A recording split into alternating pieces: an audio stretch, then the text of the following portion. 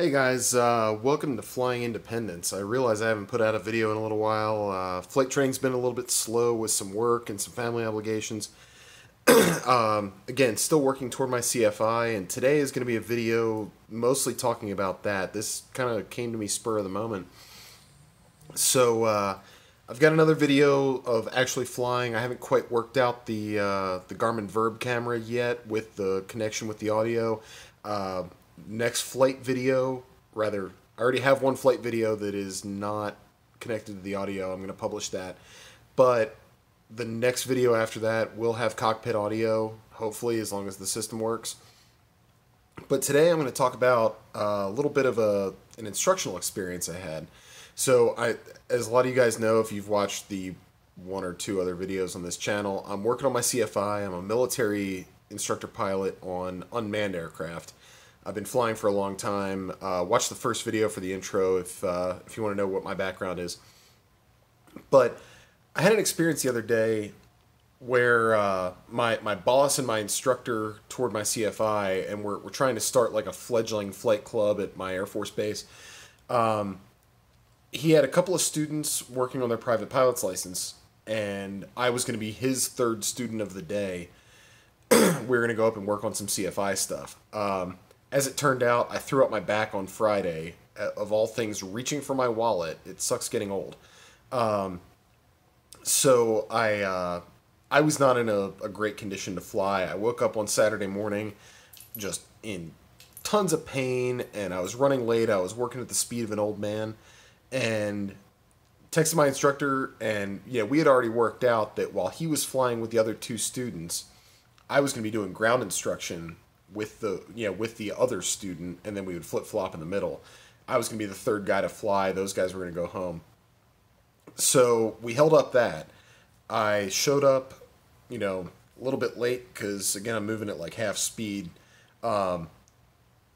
He stepped, I instructed the pre-flight. He stepped with the first student. The other student and I went back to the FBO and hung out, listened to my handheld. We went out and judged the landings. We talked about some of the effects going on with the landings.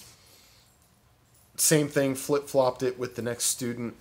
But one of the things that was really interesting to me is I was able to provide some personal perspective on specifically the I am safe checklist. So the FAA has this I am safe checklist to judge whether you as the pilot are ready to fly that day.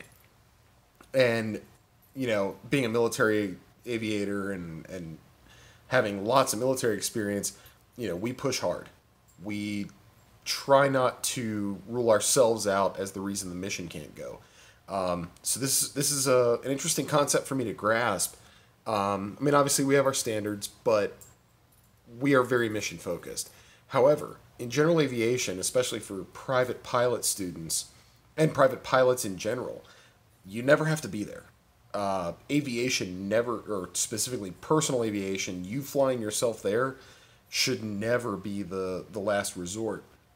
You should always have a plan to drive to a destination or catch a commercial flight to a destination if the flight doesn't meet your personal minimums. The way I teach this is if the pilot himself, that's the first thing you have to judge, the first piece of flight planning you have to do, is if you personally are ready to conduct that flight.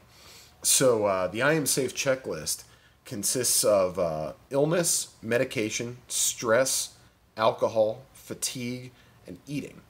So I talk about this with illness. Obviously, if you're sick, especially with something like a head cold or something that's really draining your energy and your attention, you shouldn't fly. Medication.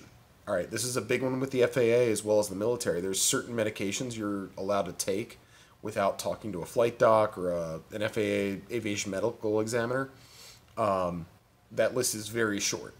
So if there's any question whatsoever, you need to talk to a certified, FAA certified physician to determine whether you can fly using that medication. Stress. Man, I think the few times I've canceled military flights is when I'm under some kind of stress. There was one time I showed up to fly, and I told my commander that day, hey, my dad's in the hospital. He had a heart attack. can you put me on some kind of lesser duty? In the terms of unmanned aircraft, that's brake pilot.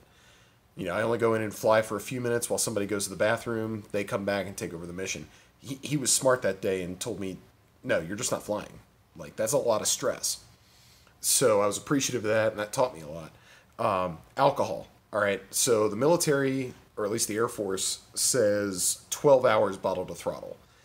That includes hangover. That includes the lasting effects of alcohol. So, I mean, it doesn't matter if you put down the bottle at the 12-hour mark.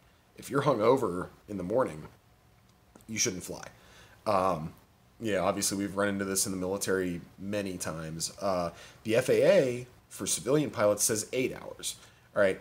I can tell you I have never once broken that rule for an actual flight, but I've flown a simulator hungover, and it is not fun. You don't want to do that.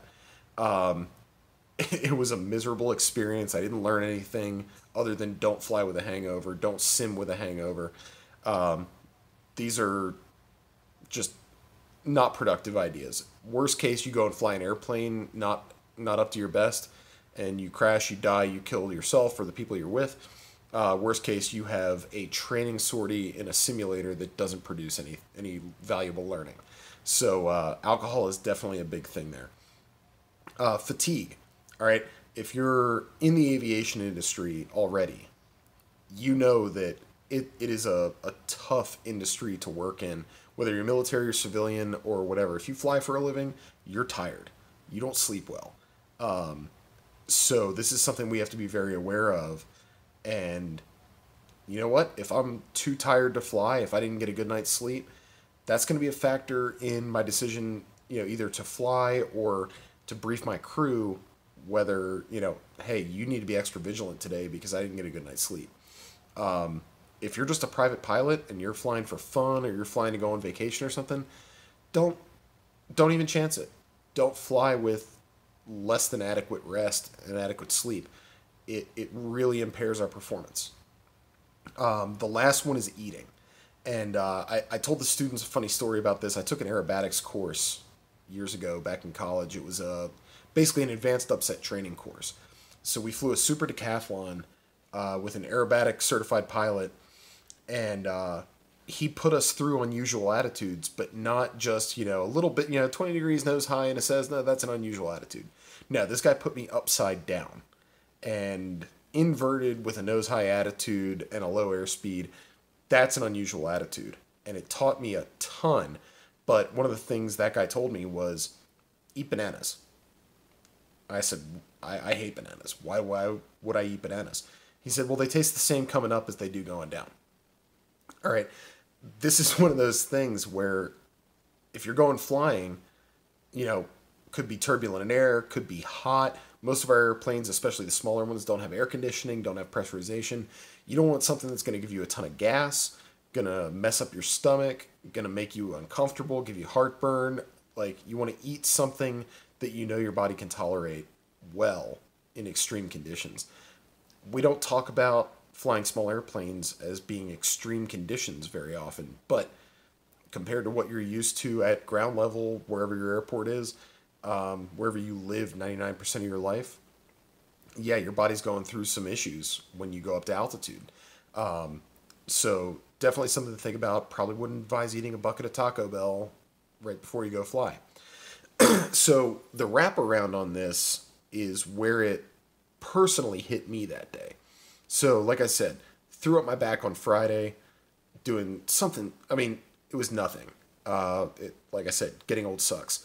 But I was in a lot of pain and a lot of discomfort on Saturday morning when I was supposed to go teach these two guys on ground instruction and then go and fly to learn how to be a CFI with my instructor. And I realized pretty early in the morning that the I Am Safe checklist eliminated me at the first step, illness. All right. I wasn't feeling nauseous or anything like that, but illness expands to a lot of different things. And I was uncomfortable. And I would have actually had a really hard time getting in and out of a Cherokee with the back pain. And then, I was sitting there after he flew with the other two students. We're sitting there debriefing and we're talking about stuff. And he looks at me, he says, "Hey, do you want to go fly?" And I said, "Yeah, absolutely, I want to go fly, but just sitting here in a chair on the ground, I shifted my weight in my seat a minute ago and got a spike of lightning on my back. I don't know what turbulence is going to do to me. It's getting later in the morning. It was going to be probably 12 or 1 o'clock before we took off."